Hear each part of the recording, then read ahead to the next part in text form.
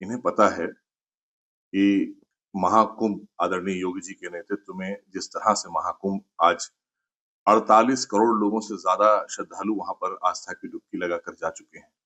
पूरी दुनिया आश्चर्यचकित है कि एक उत्तर प्रदेश के शहर प्रयागराज में महाकुंभ जहां 48 करोड़ लोग विश्व रिकॉर्ड स्थापित कर रहा है यह आस्था का पर्व हमारा, और वहीं ये सारे के सारे आस्था न रखने वाले लोग, सनातन पर उंगली उठाने वाले लोग, देश विरोधी शक्तियों के हाथ में खेले जाने वाले लोग आज इस तरह की टिप्पणियां करके क्या दिखाना चाहते हैं? जहां पूरा देश नहीं दुनिया प्रशंसा कर रही हो महाकुंभ की, एक एक व्यक्ति जो वहां पर स्नान करने गया है और जिसने श्रद्धा से वहां डुबकी लगाई है महाकुंभ में, आप जाकर पूछिए क्या व्यवस्था है, चाक चौबंद व्यवस्था है। राउंड द क्लॉक माननीय मुख्यमंत्री जी इस पर मॉनिटरिंग करते हैं। हमारी सारी पुलिस प्रशासन से लेकर और लोकल एडमिनिस्ट्रेशन पूरी तरीके से मुस्तैद है। एक एक व्यक्ति वहां पर आ रहा है और प्रशंसा कर रहा है। ये बेचैन इसलिए है कि ना तो ये करा सकते थे, ना ये कराएंगे आगे कभी, और ना ही इन्होंने ये कल्पना की थी कि 50 करोड़ लोग कुंभ में आएंगे और आस्था की डुबकी लगाकर आराम से चले जाएंगे और कोई बात नहीं होगी। ये तो वो लोग हैं जो प्रार्थना कर रहे हैं कि कुछ हो जाए तो हमें घेरने का मौका मिल जाए। इसलिए ये जाएं और वहां पर आस्था नहीं प्रायश्चित की डुबकी लगा लें, हो सकता है उससे कुछ इनका भला हो जाए। और भी ये कहिए कि ये असंवैधानिक और ये अनुच्छेद 14, 15 और 29 का उल्लंघन है। खूब अच्छी तरह से वो जानते हैं, बैरिस्टर हैं। असंवैधानिक कोई चीज सदन में नहीं होती है। सदन में जो कुछ होता है वो देश की 142 करोड़ जनता भी देख रही होती है और ये खूब अच्छी तरह से जानते हैं, और जेपीसी का पार्ट है, वो जेपीसी के मेंबर हैं, वो खुद बैठे हैं उसमें, और एक एक सदस्य जो निकल कर भाग रहे थे सदन से, ये सब बैठे हैं। इनको पता है कि चर्चा करेंगे तो इनकी पोल खुल जाएगी, इसलिए चर्चा से भाग रहे हैं।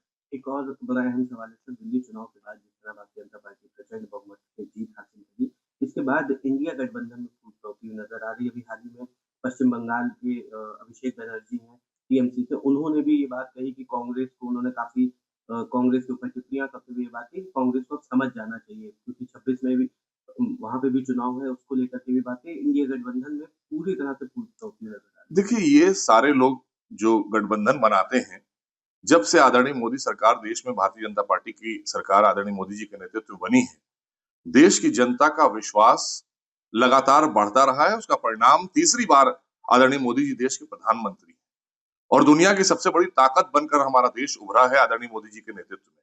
तो ये देश की जनता ने इनको नकारा है और ये निजी स्वार्थ के लिए राजनीति करने वाले लोग हैं। ये देश हित के लिए राजनीति करने वाले लोग नहीं है। अब वो अपनी दुकान बचाने के लिए कि हमारी तृणमूल ना कहीं खत्म हो जाए इनके साथ जाकर, हमारा वोट खिसक कर कांग्रेस में चला जाए, हम इसकी राजनीति नहीं करते हैं।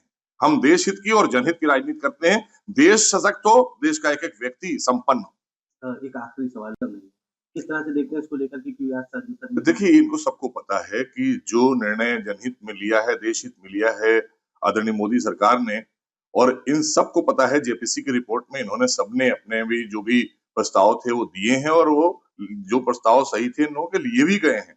और ये सब जानते हैं कि ये जनहित के लिए, खास करके उन लोगों को न्याय दिलाने के लिए जिनकी वक्फ की संपत्तियां वक्फ में जबरदस्ती दर्ज हो गई, या उन लोगों के लिए, दबे कुचले पिछड़े मुसलमानों के लिए कि जिनको ये राइट, उनका हक नहीं दे रहे थे, क्योंकि यही लोग हैं वो जिन्होंने गलत सलत कानून बनाकर इन संपत्तियों पर अपना कब्जा जमा रखा था। अब इन्हें वो कब्जा छोड़ना पड़ेगा, इसलिए ये परेशानी है और कोई बात नहीं है। ये जो भाग रहे हैं, आप जेपीसी आया है ना पटल पर, तो आप चर्चा करिए। चर्चा से भागने का मतलब क्या है? भागने का मतलब है कि आप जानते हैं सच्चाई, आप खूब जानते हैं, क्योंकि ये सरकार अपने लिए नहीं कर रही है। अब असदुद्दीन ओवैसी साहब कह रहे हैं कि साहब ये मुसलमानों को उनसे हक छीनने के लिए किया जा रहा है। नहीं, बिल्कुल नहीं।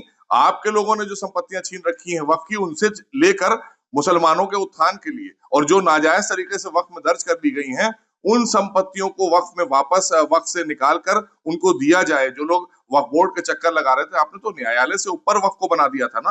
तो ये तो विपक्ष के लोगों ने और कांग्रेस को खास करके कोसिए कि कांग्रेस ने किया था। आज आप कांग्रेस के साथ खड़े दिखाई दे रहे हैं, इसलिए खड़े दिखाई दे रहे हैं क्योंकि आपके लोगों के पास भी वक्फ की संपत्तियां हैं। ये जितने भी कुछ चंद मुस्लिम धर्मगुरु हैं या जो नेता भाग रहे हैं सदन में से, तो जाहिर सी बात है वो भागेंगे।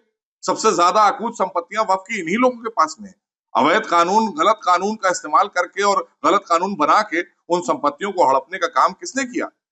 तो संशोधन नहीं होना चाहिए। संशोधन इसीलिए होता है कि आपने ऐसे नियम, कायदे, कानून अमेंडमेंट में 13 में बना दिए कि जिसके चलते वक्फ बोर्डों को इतनी तक पावर दे दी आपने वक्फ बोर्ड को कि किसी की संपत्ति को उठा के वो दर्ज कर ले अपने पास में, और किसी का राइट छीन ले, और कोई वेलफेयर ना करे किसी दबे कुचले पिछड़े मुसलमान का, और अपनी चैरिटी कर रहे हैं, अपना वेलफेयर कर रहे हैं। तो ऐसे लोग परेशान हैं। इसलिए ये वक्फ का जो बिल आ रहा है, अमेंडमेंट आ रहा है, ये जनहित में है, देश हित में है, और यही मांग है देश के लोगों की। और हम तो इसका स्वागत करते हैं, क्योंकि ये बिल आना बहुत जरूरी था, जिससे हमारे दबे कुचले पिछड़े मुसलमानों का वेलफेयर हो वक्फ की संपत्तियों से, और जिनकी गलत तरीके से वक्फ में संपत्तियां दर्ज करी गई थी गलत एक्ट के तहत, जो 13 में कांग्रेस ने बनाया था, उनको वापस वो संपत्तियां दी जाएं। इसलिए हम इसका स्वागत करते हैं।